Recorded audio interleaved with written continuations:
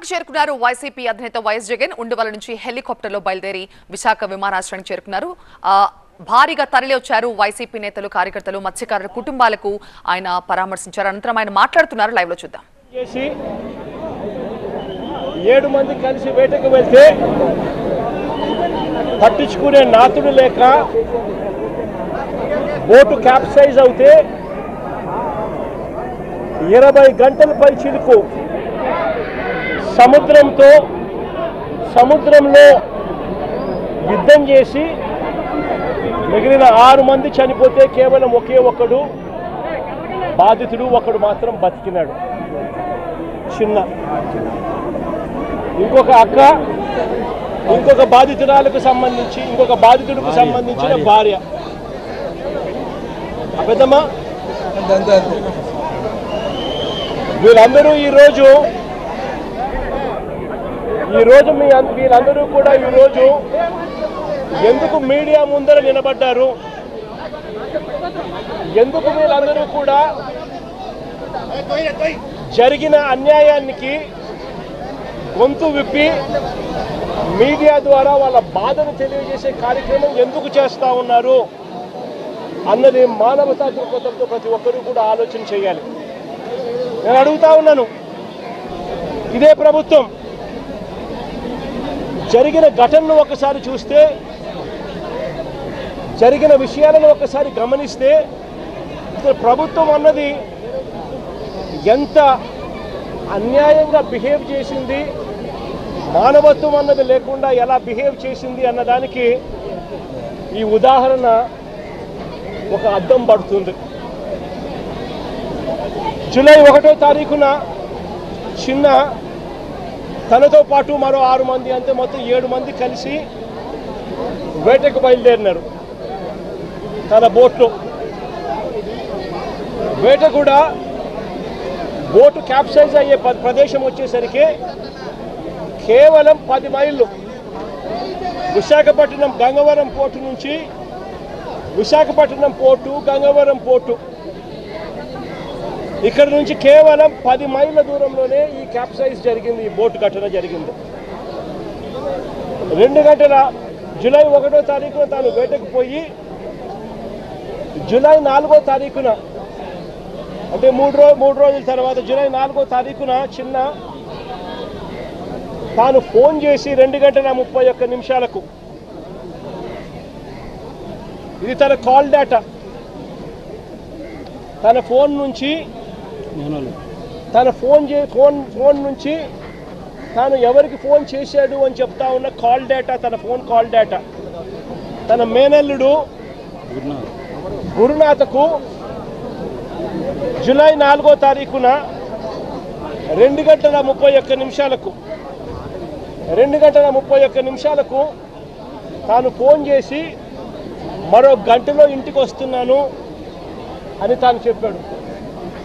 అంటే వేట అయిపోయింది, దేవుడి దయతో చేపలు కూడా పుష్కలంగానే పడ్డాయి, మరో గంటలో నేను ఇంటికి చేరుకుంటాను అని చెప్పి తన మేనల్లుడికి ఫోన్ చేశాడు. దురదృష్టవశాత్తు తాను ఫోన్ చేసిన కొద్దిసేపటికే తీవ్రమైన అలలతో బోటు క్యాప్సైజ్ అయింది, బోటు మునిగింది.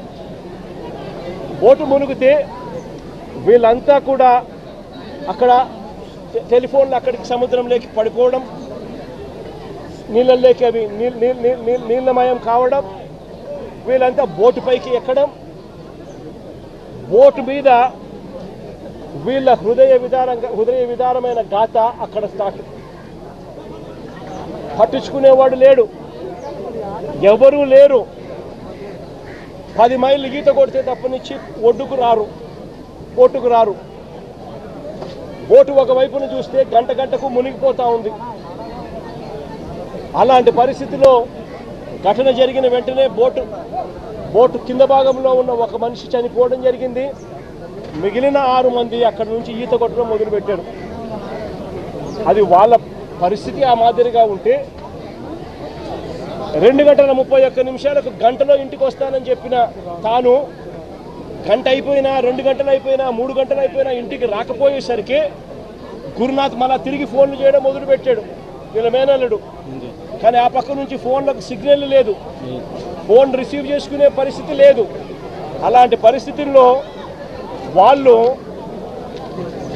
మనిషి బతుకున్నాడా లేదా కూడా అర్థం కాని పరిస్థితుల్లోకి వాళ్ళు వెళ్ళిపోయి రకరకాల అధికారులకు కంప్లైంట్ చేయడం మొదలుపెట్టారు. రాత్రి 10:30 గంటలకు రాత్రి 7 గంటలకు ఫిషరీస్ డిపార్ట్మెంట్ అధికారులకు కలిసి విన్నవించినారు. 7 గంటల సమయంలో ఫిషరీస్ డిపార్ట్మెంట్ అధికారులు ఎవరు కూడా స్పందించని పరిస్థితి అక్కడ కనపడేసరికి రాత్రి 10:30 గంటకు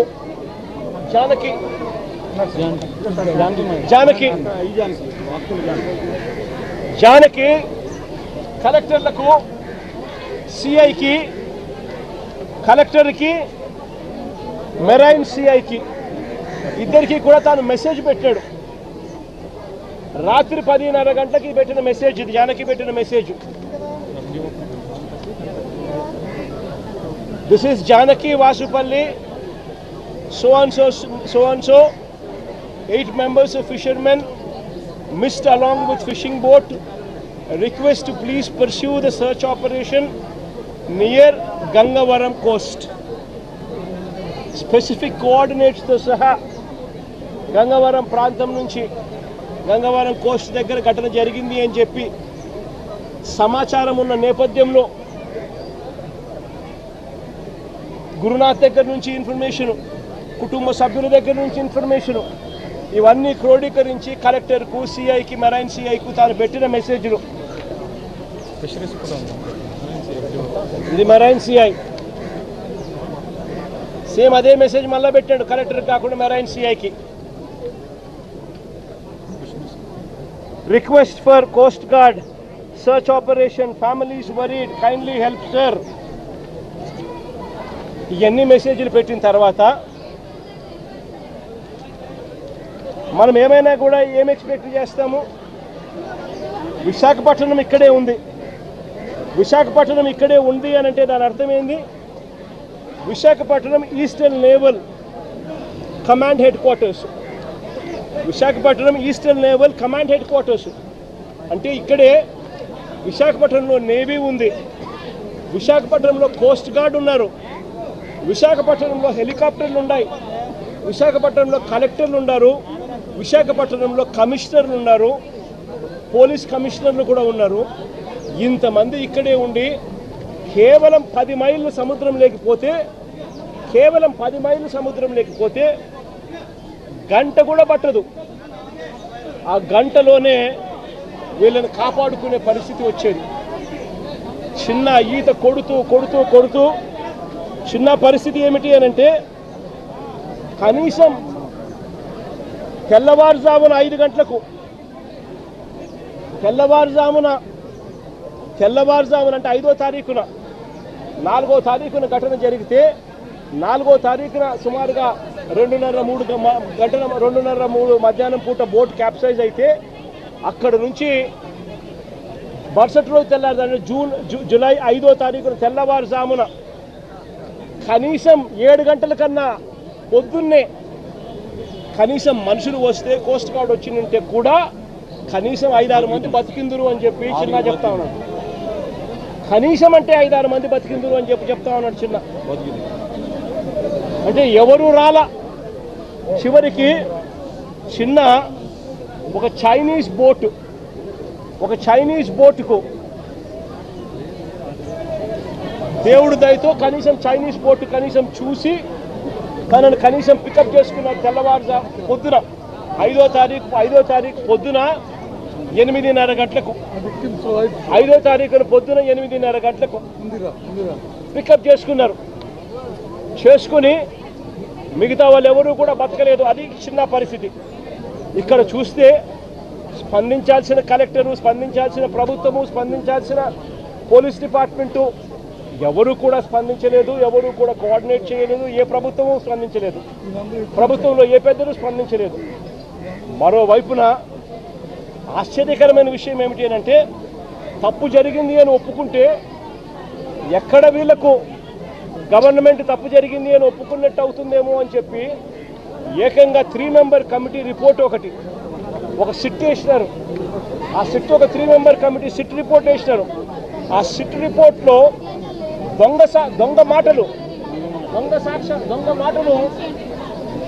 ఈ 3 member committee finding report, 3 member committee fact finding report. ఇది ఒకసారి చూడండి. ఈ రిపోర్ట్ చూస్తే ఇందులో వీళ్ళు రాసిన మాటలు ఏమిటో తెలుసా?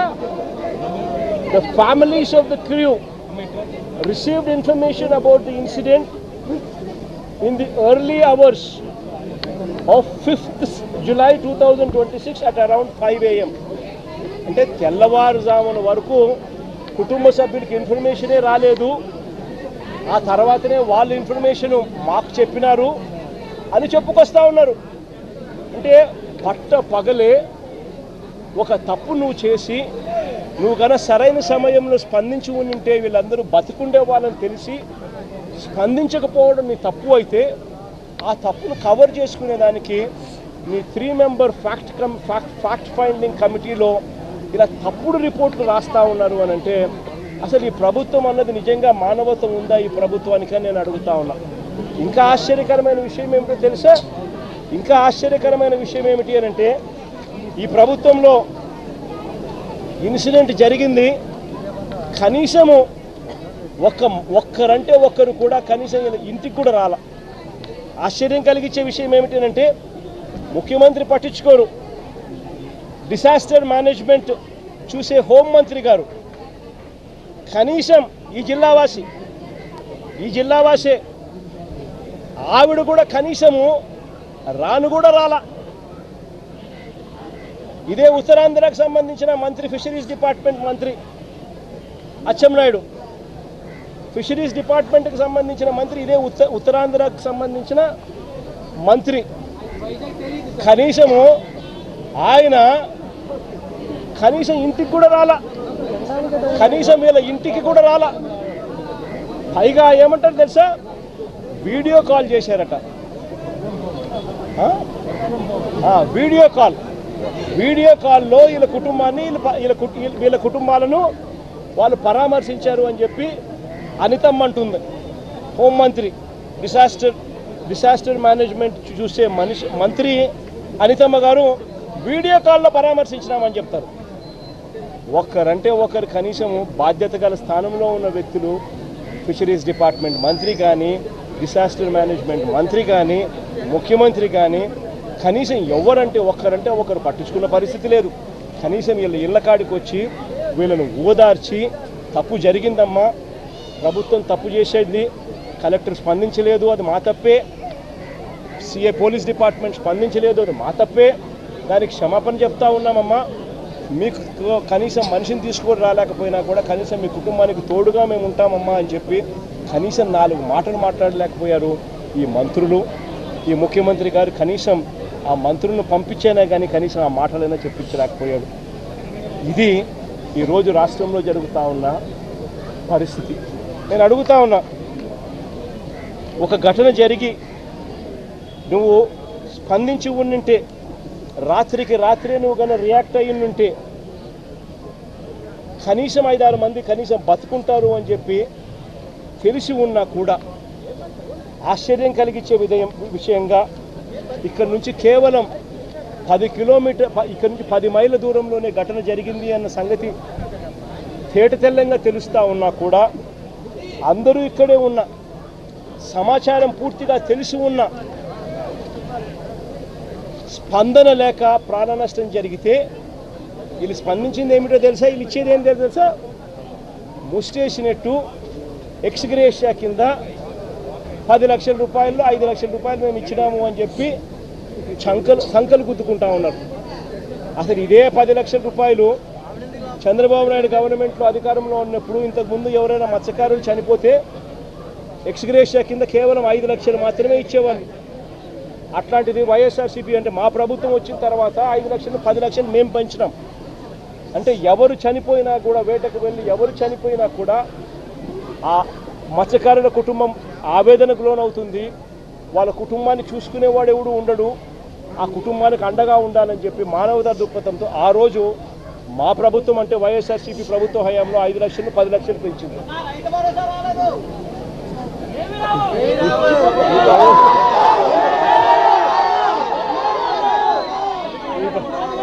ఈ ప్రభుత్వంలో ఏమీ రాదు, అది పక్కన పెడితే ఆ 10 లక్షలు ఏదైతే అప్పట్లో గత ప్రభుత్వంలో మేము అనౌన్స్ మేము ఏదైతే ఇంప్లిమెంట్ చేసినామో, మామూలుగా ఏ తప్పు జరగకపోయినా కూడా, ప్రభుత్వం ఏ తప్పు చేయకపోయినా కూడా, నార్మల్ సర్కమ్స్టాన్సెస్లో ఏదైనా దుర్ఘటన జరిగితే ఆ 10 లక్షల రూపాయలు ఇచ్చే పరిస్థితి. అలాంటిది ఇంత ప్రభుత్వం తప్పు జరిగినప్పుడు, ప్రభుత్వమే దీనికి బాధ్యత వహించాల్సిన పరిస్థితి ఉన్నప్పుడు కేవలము ఆ 10 లక్షల్లోనే 5 లక్షలు ఇచ్చి చేతులు దులుపుకుంటాము అని అంటే ఇది కరెక్టేనా, న్యాయమేనా, ధర్మమేనా అని అడుగుతా ఉన్నా. మరొకసారి ఈ ప్రభుత్వం ఇలాంటి తప్పులు ఎవరు చేయకుండా ఉండాలి అని అంటే కలెక్టర్లు కానీ పోలీస్ డిపార్ట్మెంట్ కానీ ఒక కంప్లైంట్ కనుక చేతికి వస్తే మనుషులు చనిపోతూ ఉన్నారు, వెంటనే ఆదుకోవాలి అని చెప్పి ఎవరైనా కంప్లైంట్ చేస్తే స్పందించే తీరును మెరుగుపరచాలి అని అంటే ప్రభుత్వం అన్నది ఒక షాక్ తగిలితే తప్పనిచ్చి, ఆ అధికారులకు ఒక షాక్ తగిలితే తప్పనిచ్చి స్పందన అనేది రాదు. కాబట్టి ఖచ్చితంగా చెప్తా ఉన్నాం, ఈ చనిపోయిన 6 కుటుంబాలకు ప్రతి కుటుంబానికి ₹1 కోటి కాంపన్సేషన్ ఖచ్చితంగా.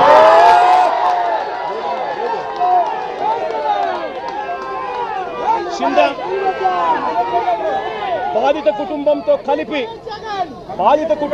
కలిపి 7 మందికి ఖచ్చితంగా ₹1 కోటి ప్రతి ఒక్కరికి ఇచ్చే కార్యక్రమం జరగాలి. ఇదే కాదు ఖచ్చితంగా బోటు కూడా, కొత్త బోటు కూడా, వీళ్ళు ఏదైతే బోటు పోగొట్టుకున్నారో కొత్త బోటు కూడా తీపిచ్చాలి.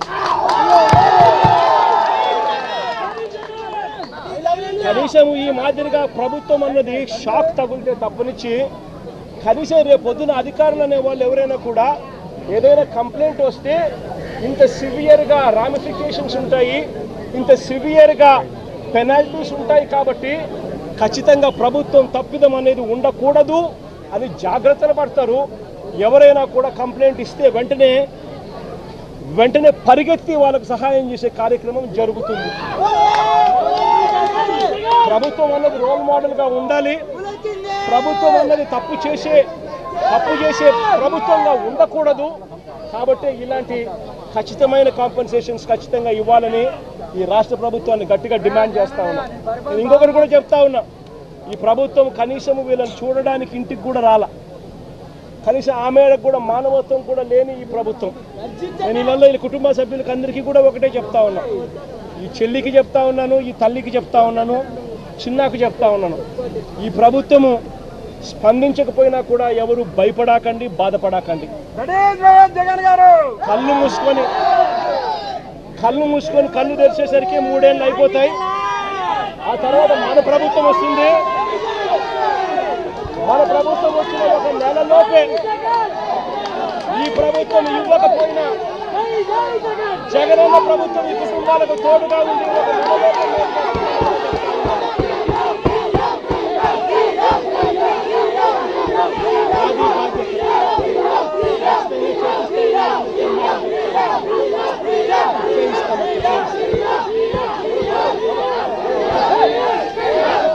ఈ రాష్ట్ర ప్రభుత్వం నిజంగా ఎంత దారుణంగా ఉంది అని అంటే, నిజంగా ఈ రాష్ట్ర ప్రభుత్వం ఎంత దారుణంగా స్పందిస్తూ ఉంది అని అంటే నేను కొన్ని ఉదాహరణలు చెప్తాను. ఒకసారి గత ప్రభుత్వానికి అంటే వైఎస్ఆర్సీపీ ప్రభుత్వంలో ఇలాంటి ఘటనలు జరిగినప్పుడు గతంలో వైఎస్ఆర్సీపీ ప్రభుత్వం ఎలా పలికింది, ఇప్పుడు చంద్రబాబు నాయుడు గారి ప్రభుత్వం ఎలా పలుకుతా ఉంది అని ప్రతి మత్స్యకార సోదరుడు, ప్రతి మత్స్యకార కుటుంబం, ప్రతి పేదవాడు కూడా ఆలోచన చేయాలి. 2023 నవంబర్లో విశాఖ ఫిషింగ్ హార్బర్లో అగ్ని ప్రమాదం జరిగినప్పుడు 49 బోట్లు ఇక్కడే విశాఖపట్నంలోనే కాలిపోతే పలికింది ఎవరో తెలుసా? మీ జగనన్న ప్రభుత్వం. ఏకంగా వెంటనే 80% ఆ బోటు విలువలో 80% విలువ కట్టి 7,11,00,000 రూపాయలు వెంటనే వాళ్ళకి రిలీజ్ చేసినాం. ఆ రోజు 2023 నవంబర్లో. ఇది ఒకటే కాకుండా సుమారుగా 400 మంది మత్స్యకార కార్మికులకు, హమాలీలకు, చిన్న వ్యాపారులకు అదే ఘటనలో ఒక్కొక్కరికి 10,000 రూపాయలు చొప్పున 400 మంది మత్స్యకార కుటుంబాలకు కూడా ఈ మాదిరిగానే అదే రోజే జరిగింది. ఇదొకటే కాకుండా వైఎస్ఆర్సీపీ ప్రభుత్వంలో ప్రతి సందర్భంలోనూ కూడా మానవతా దృక్పథంతో పలికిన పరిస్థితులే కనిపిస్తాయి. 2018లో నా పాదయాత్ర జరుగుతూ ఉన్నప్పుడు 22 మంది మత్స్యకారులు పాకిస్తాన్లో నిర్బంధించారు. నా పాదయాత్ర జరిగేటప్పుడు ఆ 22 మంది మత్స్యకార కుటుంబాలకు సంబంధించిన అక్క చెల్లెమ్మలు నా దగ్గరకు వచ్చి, అన్న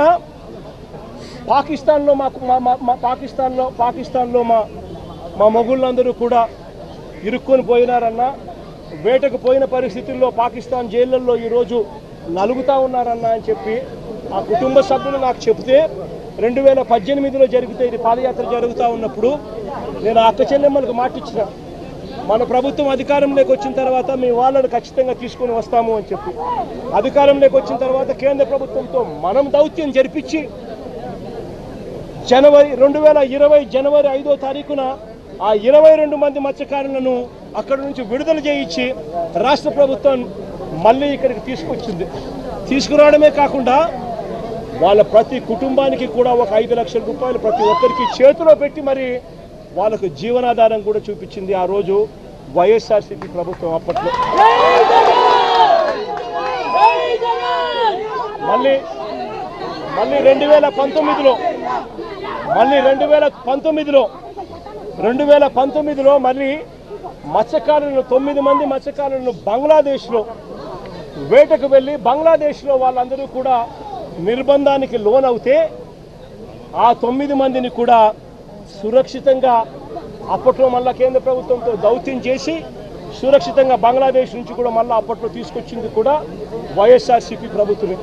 ఇది ఒకటే కాదు, ఇలాంటివన్నిటికీ కూడా పర్మనెంట్గా ఫుల్ స్టాప్ పెట్టాలని నిజంగా మత్స్యకారులు ఎక్కడికెక్కడికో వెళ్ళి బంగ్లాదేశ్ పాకిస్తాన్లకు వెళ్ళి అక్కడ వాళ్ళ నిర్బంధానికి లోను కాకూడదు అని చెప్పి పర్మనెంట్గా ఫుల్ స్టాప్ పెట్టాలి అని చెప్పి దీనికి ఇంతకుముందు ఎప్పుడు జరగని విధంగా మత్స్యకారుల కోసమే ఏకంగా 10 ఫిషింగ్ హార్బర్లు రాష్ట్ర ప్రభుత్వంలో కట్టడం మొదలుపెట్టాం. మన రాష్ట్రంలో జరిగింది మొట్టమొదటిసారిగా. మత్స్యకారులు ఎక్కడికెక్కడికో వెళ్లాల్సిన అవసరం లేకుండా మన రాష్ట్రంలోనే వాళ్ళకు జీవనోపాధి ఉండాలి అని చెప్పి వాళ్ళ కోసమే ఫిషింగ్ హార్బర్లు ఏకంగా 10 ఫిషింగ్ హార్బర్లు ఏకంగా స్టార్ట్ చేసినాం.